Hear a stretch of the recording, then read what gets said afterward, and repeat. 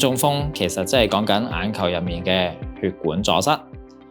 眼球嘅血管有兩種嘅，一種就係叫做動脈啦，另外一種就叫做靜脈。如果係動脈阻塞嘅話，一啲有養分嘅血液就無法經由我哋嘅心臟去到我哋嘅眼球嗰度啦。眼球入面嘅感光細胞咧，原本係需要一啲養分先可以工作，將一啲外來嘅光線變成一啲信號，經過一個視網膜，再去一個視神經去到大腦，咁令到我哋有一個睇到嘢嘅視覺嘅。如果佢哋停止工作嘅話，我哋就會冇咗睇嘢嘅能力噶啦。另一方面，如果係有一個靜脈阻塞嘅情況咧，我哋眼球一啲用完嘅血液就無法離開眼球，眼球入面嘅感光細胞都會因為咁而缺血，導致一個黃斑水腫嘅情況，亦都會令到病人有一個突然間睇唔到嘢嘅情況嘅。咁無論係動脈阻塞啦，或者係靜脈阻塞，都係一個眼球嘅急性嘅情況，會令到我哋咧突然間睇唔到嘢。啱啱我哋講到咧，眼中風入面有呢個視網膜動脈阻塞同埋視網膜靜脈阻塞，而佢哋都可以再分為兩種嘅。而喺動脈阻塞方面咧，就可以分為中央動脈阻塞同埋分支動脈阻塞。中央動脈阻塞咧，比喻就係咧我哋嘅三條過海隧道咁樣啦，東隧、紅隧、西隧，佢哋咧都因為太多車塞住咗，交通就大受影響啦。咁我哋眼球入面嘅感光細胞因為突然間嘅缺血，突然間失去個功能，甚至壞死，咁病人咧就會突然間漆黑一片，乜都睇唔到噶啦。如果係分支動脈阻塞嘅話，你可以想象為只係紅隧塞車嘅啫。咁東隧同西隧都正常運作嘅，所以只有一小撮嘅感光細胞咧受到影響。病人咧就會喺一個整個視野入面有一小撮嘅地方咧就唔係睇得好清楚。視網膜靜脈阻塞都可以分為兩種，一種就係中央視網膜靜脈阻塞同埋分支視網膜靜脈阻塞一樣。佢哋就好似啱啱嘅比喻咁樣，如果係紅隧、東隧、西隧唔係啲車塞住咗條隧道，而係佢喺外部塌咗落去，咁啲車一樣都係過唔到。交通亦都係大受影響。喺眼球入面，如果感光細胞因為中央靜脈阻塞，啲血離開唔到隻眼，咁感光細胞同樣都會有一個缺血嘅情況，黃斑都會有水腫嘅情況，視力都會突然間大受影響嘅。至於分支靜脈阻塞咧，唔會好似啱啱我哋中央靜脈阻塞嘅情況咁嚴重，病人都會察覺到睇得好朦，不過就冇中央靜脈阻塞嘅病人咁差啦。咁當然啦，呢啲係一啲急性嘅情況啦。如果呢個情況病人係冇察覺，冇去睇醫生，冇去做任何嘅治療嘅話，眼球嘅靜脈阻塞係可以導致一個繼發性嘅血管增生。咁眼球咧可以有一個機會係大出血嘅，而且大出血嘅情況亦都可以因為咁就會導致一個叫做繼發性青光眼嘅情況。你可以想象眼其實就係一個腦嘅延伸啦，所以腦中風嘅高危因素其實就係同眼中風嘅高危因素咧係好類似嘅，即係年紀大嘅朋友啦，三高嘅朋友，即係高血壓、高血糖、高血脂嘅朋友，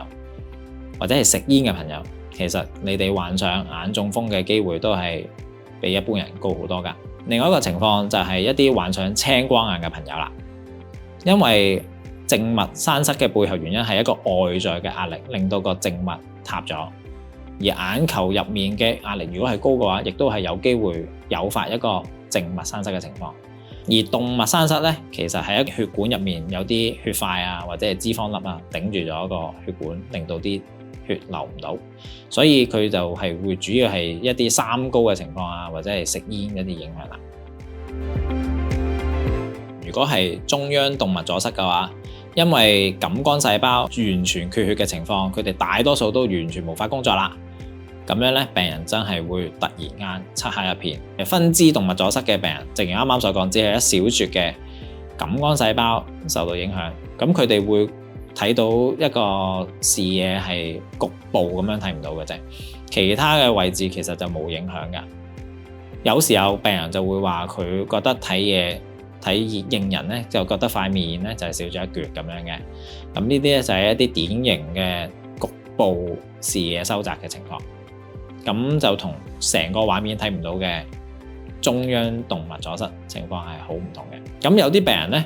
可以係中間睇到嘢，但係周遭咧即係個視野嘅周圍咧睇唔到嘢，因為咧我哋眼球有啲病人咧係會有啲動脈嘅分支去供應翻個黃斑中央，所以咧嗰個視網膜大多數嘅感光細胞都因為動脈阻塞缺血嘅情況睇唔到嘢嘅時候咧，中央嘅黃斑咧就唯一一個工作嘅地方，咁所以佢哋淨係中間睇到嘢，側邊睇唔到嘢啦。喺靜脈阻塞嘅情況咧，情況係類似嘅，不過因為中央靜脈阻塞同埋分支靜脈阻塞咧都可以誘發黃斑嘅問題，咁黃斑水腫就會令到病人有中間睇唔到嘢嘅情況。咁兩種睇唔到嘢嘅情況就係當然係以中央靜脈阻塞嘅情況係嚴重好多嘅，而病人咧亦都可以喺周遭因為感光細胞缺血咧，嗰個視野嘅周圍都可以睇得差咗好多。咁呢啲情況喺中央靜脈阻塞當然都會嚴重過分支靜脈阻塞啦。如果呢啲情況係冇留意到，或者係病人係冇睇醫生嘅話咧，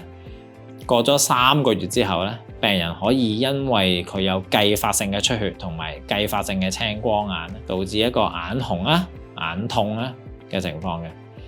咁去到睇眼科醫生嘅時候，就會發現個眼壓高咗好多，個角膜有水腫。咁到時咧要處理呢個情況就非常之困難㗎啦。喺中央動脈阻塞嘅情況，醫生就會根據病人嘅病發時間咧，決定病人適唔適合進入啲高壓氧氣艙接受高壓氧氣治療。原理就係將呢個高壓氧氣吸入嘅時候咧，我哋嘅血管咧就會有少少膨脹。如果紅隧由2條線變到3條線嘅話，咁啲車就會流過，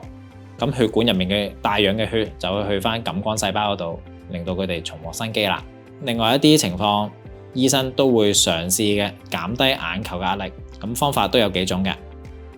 第一種就係藥物治療啦。藥物治療就係例如話滴眼藥水，即係一啲青光眼藥水，好快咁樣降低翻眼球壓力。一啲口服藥都可以有效咁降低眼球嘅壓力嘅。另外一啲情況就係手術方法啦，醫生都可以考慮用一個前房穿透嘅方法，將啲眼球嘅水由前房排出，咁樣咧，咁希望將個眼球壓力大幅降低。有啲情況，醫生都會為病人嘅眼球進行一個眼球按摩，透過按摩將個壓力變大變小，咁希望將啲血管入面嘅栓塞沖走佢，咁就希望眼球嘅感光細胞可以恢復翻生機。至於靜脈栓塞嘅治療方法咧，亦都可以分幾種嘅。